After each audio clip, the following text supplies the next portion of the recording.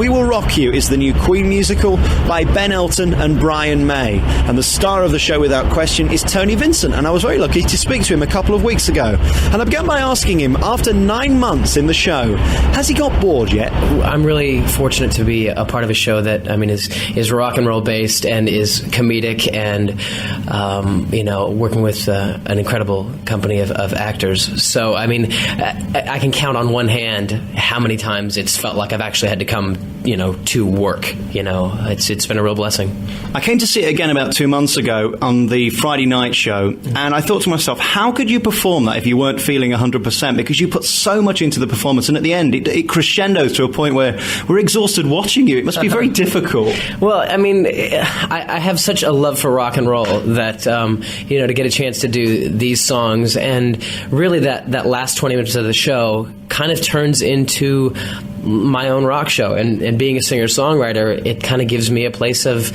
satisfaction of personally doing something that, once the story has ended 20 minutes before we do, We Are the Champions and Bohemian Rhapsody, it gives me a chance to do what I would normally do in a show of my own. So it's a real cool thing to be a part of, telling a story, making a believable character, and then transferring over to what I do outside of the acting realm.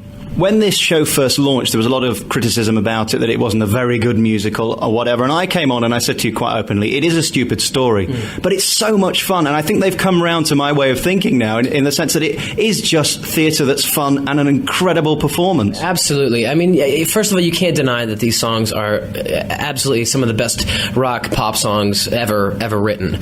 And when you have that, and, yes, our storyline is silly, but we're not trying to take ourselves too serious. And I think that's what breathes a sort of relaxed environment for our audience. Being the only American in this show, I was told that, the British audiences are a little bit stuffy, they're a little bit more reserved. But we're fortunate that We Will Rock You either doesn't attract those kind of audiences, or it allows those audiences to become free and want to be a part of our show. I think where people will remember you most, if they haven't seen the show, is the Jubilee performance where you sung Bohemian Rhapsody brilliantly. What was the pressure like that day? It was extreme. I would be lying if I said anything different. But being told that the song had never been performed live ever in the history of Queen, that I would be the first one to do it, and the fact that there were going to be 200 million people that would eventually see this Queen's Jubilee thing, the pressure was on. It was really an exciting experience, because not just a chance to be the first guy to do that, but a chance to share the stage with such amazing talent as Paul McCartney and Annie Lennox, and some real inspirational, influential songwriters in my life. And it's something that I'll never forget. I'll never forget.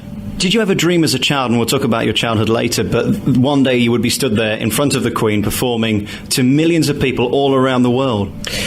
Not in that scenario, no. I mean, especially not with Paul McCartney. And when I heard, one of the reasons that I'm doing this today is because of the Beatles and their influence on my life, and the fact that I was sharing the stage with 30 some odd top-notch Class A performers singing "Hey Jude" with Paul McCartney was something that I never thought would ever happen. No, it made the evening unprecedented in my life. Let's take a piece of music now from the musical. And what would you like us to play? I'm a big fan of Under Pressure. Besides the great Queen rendition, I have an amazing co-star named Hannah Jane Fox, and there's something that we share on stage that is really special, and I think it's one of the funnest songs. It's where these two characters, these two sort of outcast young kids, meet up in this sort of government-controlled hospital, and it's sort of the birth of a love story. We're a threat! And it must be a thrill for you to hear that and hear how amazing this whole production is. You know what? One of the coolest things I think about the way Brian May and Roger Taylor and their idea of presenting a cast record done completely live, I think was absolutely the right thing to do for this show. Not just because it's rock and roll, but I think that there's something that happens when you're performing live music on stage, as opposed to taking a live show and trying to cram it into a studio where everything is very sterile and very clean, and you take a lot of the life out of the production. And so I think that it was really the smart thing to do to keep this as live as possible. So we actually just recorded 3 straight shows, and that's what the record became. Let's talk about about your childhood. How did it all begin, and where did you come from? I'm from the southwestern part of the United States, in a place called Albuquerque, New Mexico, and it's sort of desert/mountain climate, and it's one of the most beautiful places I've ever been in the world. And I'm really fortunate to be able to have really great parents who supported this crazy dream to be a singer-songwriter and eventually an actor. But I knew that New Mexico was not how I was going to be able to get there. But I'll tell you, I mentioned Paul McCartney before. I think I was 4 years old the first time I heard Hard Day's Night. And when I heard that record, it was the reason that made me go, what is this thing called rock and roll? And that's truly why I do this today. So then eventually my career took me to Nashville, Tennessee, where I was attending college, and signed my first record deal with the division of EMI, and then moved to New York, which is where I started doing some theater at night. So I had a chance to be on Broadway doing Rent and a show called Jesus Christ Superstar while I was writing songs during the day. So it was really a real privilege to be able to be on Broadway and yet still be pursuing this other career that's sort of been my passion from day one. The program today is about Broadway and the shows that are on there. Surely for any performer that wants to be in musical theatre, that has to be the greatest thrill. I think I was 13 when I went to New York City for the first time and saw what Broadway was about.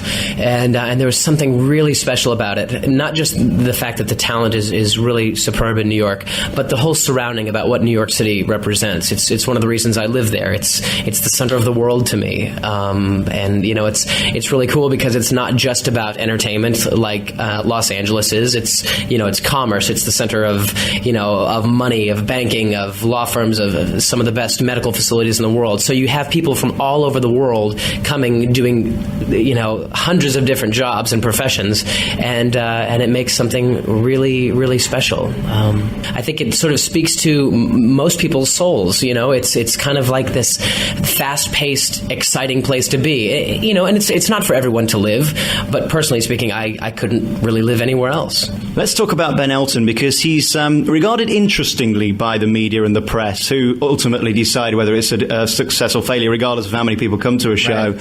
He's done a lot of political stuff in the past, so you either love him or hate him. Mm-hmm. How do you find him personally, for a start? Well, I get along with Ben extremely well. I mean, his humor is something that is not, and I've told him this, unlike my father. So when I was reading this script for the first time, I was laughing to myself because I could hear my father writing this, who actually was an English theater major. So there was a sort of certain already bond before I even met this man in person.